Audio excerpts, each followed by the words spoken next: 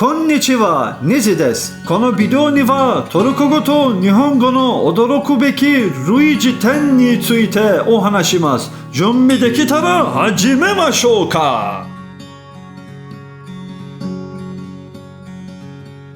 Japonca hakkında ne düşünüyorsunuz? Ah, gerçekten çok zor değil. Asla öğrenilmez. Hele onların böyle bir çetrefilli, eciş bücüş bir alfabeleri var ki evlere şenlik diyeceksiniz değil mi?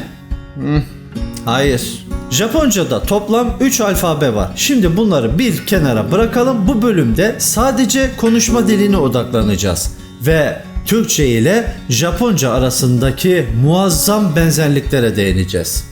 Şimdi bize Japonca'nın niye zor olduğunu söylediler. Daha doğrusu bu fikir nereden geldi? Bu fikir bize batılı ülkelerden geldi. Türkçe ve Japonca sondan eklemeli bir dil oldukları için batılı dillere göre bu dilleri öğrenmek inanılmaz zordur. O zaman bundan şu sonuç çıkmıyor mu? Türkçe ile Japonca benzer diller olsa gerek. Öyle değil mi? Bu bölümde sizlere Türkçe ile Japonca'nın sandığımızdan çok daha fazla benzer olduğunu göstereceğim. Hadi başlıyoruz. Öncelikle birinci husus, Türkçe gibi Japonca da yazıldığı gibi okunan bir dildir. Hani alfabeye girmeyecektik diyeceksiniz.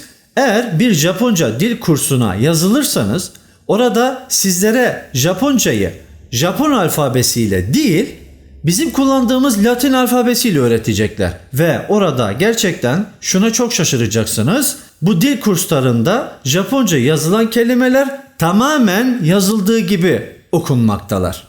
Evet, bu engel olmaktan çıktığına göre şimdi diğer aşamalara geçelim. Türkçe gibi Japonca'da sondan eklemeli bir dil. Yani bu ne demek? Türkçe'de ekleri nereye koyuyorsanız Japonca'da da aynı o sıraya koyuyorsunuz demektir. Daha da ilginci ne biliyor musunuz? İki dilde de bazı ekler aynı. Evet, özellikle ismin E ve D halleri tamamen aynı. Ve diğer ekler de inanılmaz benziyor. Şimdi sizlere bunu birkaç örnekle ispatlayacağım. İzmir'de üniversiteye gitmişti. Şimdi şu eklere dikkat edin.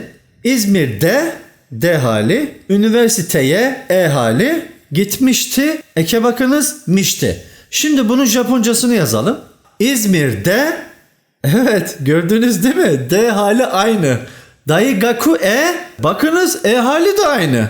Ikimaşta. Bakınız bizdeki mişti, bunlar da maştaya dönüşüyor. Evet, gerçekten de şaşırtıcı bir örnek değil mi? Türkçe'de cümledeki öğeleri hangi sıraya koyuyorsak Japonca'da da tamamen aynı sıra demiştik ya. Şimdi buna bir örnek verelim.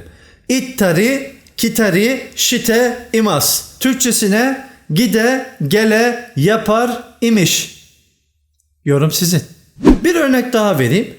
Kusuriyae itte, kusuruyo kayımaşta. Türkçesine eczaneye gidip eczayı almıştı.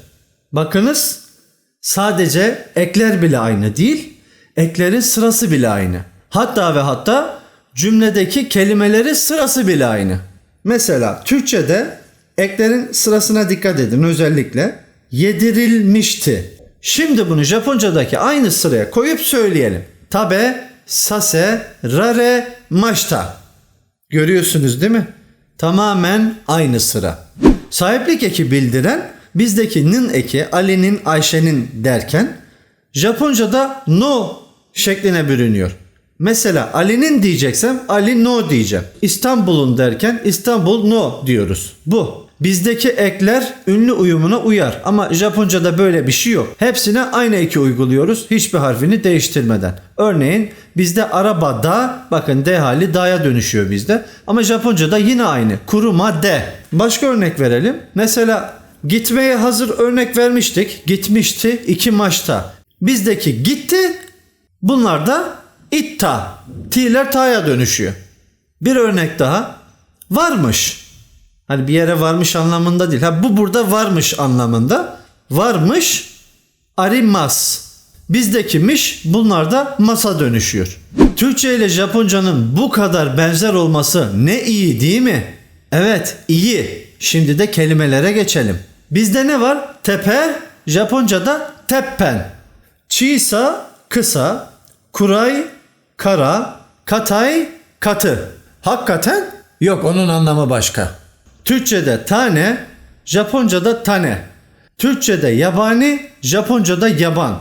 Türkçe'de yabancı, Japonca'da yabancı. Yok artık, insan böyle şaşı kalıyor tabii ki. Evet, Türkçe'de şaşı, Japonca'da şaşı. Bir de zaman geçe geçe anlamı kaymış kelimeler var. Aklımda şu an 2 tanesi var. Kazan, hani bizdeki kazan var ya, tencere kazan. Japonca'da yanardağ anlamına geliyor.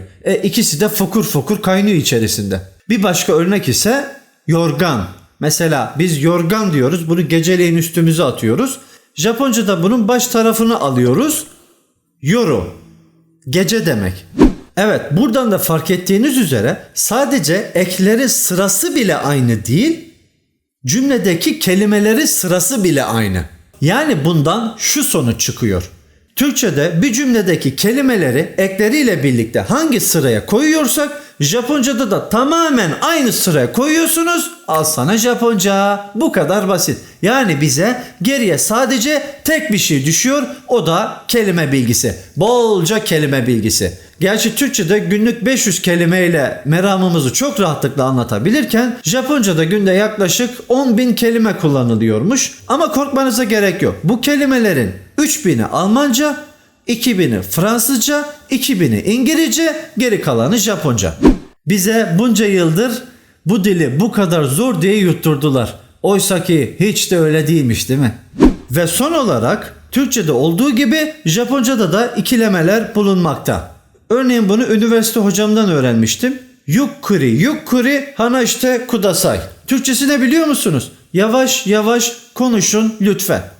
Gerçi biz Türkçe'de yansıma sözcükler kullanıyor olsak da Japonlar bu konuda gerçekten aşmışlar. Örnek verecek olursak kon kon. Bizdeki ne? Tak tak, değil mi? Kon kon, tak tak. Başka ne var mesela? Kata kata kata kata kata kata kata kata. Biz ne diyoruz buna? Takır takır takır takır takır takır takır takır. Çok güzel ya. Bak bu hoşuma gitti gerçekten. Başka ne var? Mesela rüzgarın sesi var. Biz ne diyoruz? Japonlar ne diyor? Byun byun byun byun byun. Şöyle bir gülme vardır ya. Ağzın yapısına dikkat edin. Gere gere gülüyoruz ya. Japonlar da tam da buna benzer bir şey söylüyorlar. Gera gera. Başka bir gülme şekli var. Bizde diye gülüyoruz ya. Kikir kikir gülmek. Japonlar da buna niko niko diyor. Yıldızların parlaması var. Pır pır ya da pırıl pırıl diyoruz. Parıl parıl. Neyse işte. Japonca'da kira kira. Bir de bizde çocukların böyle koşuşturması falan vardır ya, pataküte pataküte pataküte diye. Japonlar da aynı şey, bata bata bata bata bata bata bata bata diyor. Mesela horlama sesi. Horul horul. Japonlar ne diyor peki? Gu gu. İşte yansıma sözcükler hep aynı olmak zorunda değil. Gu gu. Ama ikileme şeklinde gördüğünüz gibi. Başka ne var mesela? Japonlar ne diyor buna biliyor musunuz?